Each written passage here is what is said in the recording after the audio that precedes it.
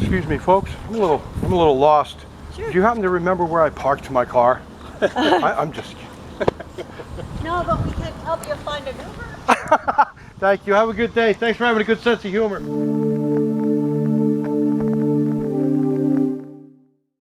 Happy Friday the 13th, Harvest Moon Friday, no less. How's everybody doing today? Well, you guys know me by now if you've watched enough of my videos. If not, I love to get out early in the morning, especially on the weekends, before anybody's awake. And, well, today I got out a little bit later than I'd like. So there are already a few people out here, I guess, going to hike. And, Morning. you know, I came up and I approached them. And,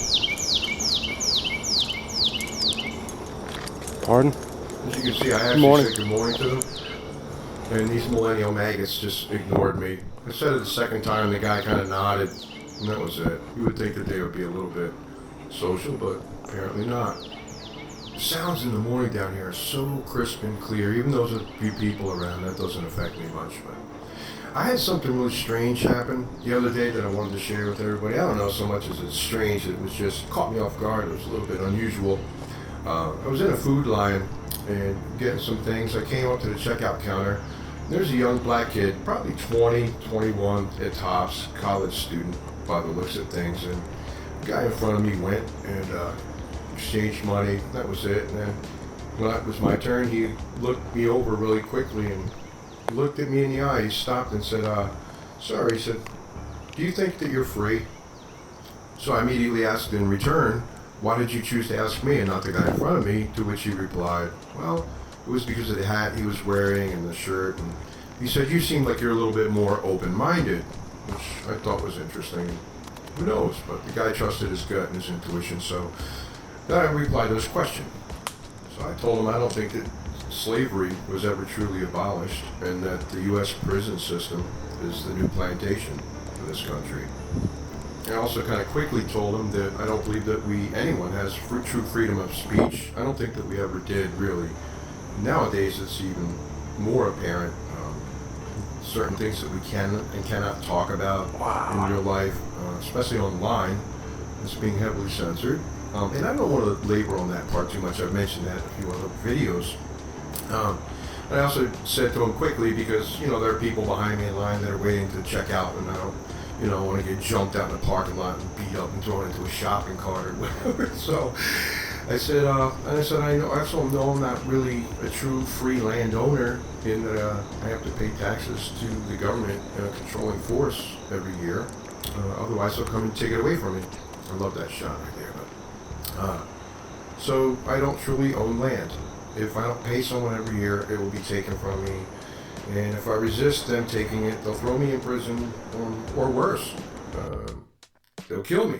Let's face it, if you resist going to prison, you resist the armed thugs that come down to extract money or whatever it is from you for the government, you're going to face some serious repercussions.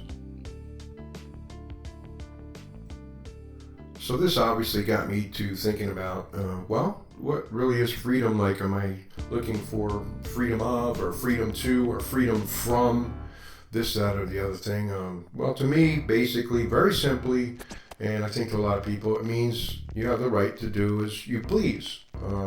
The freedom to do that, as long as you're not infringing on somebody else's freedom to do the same.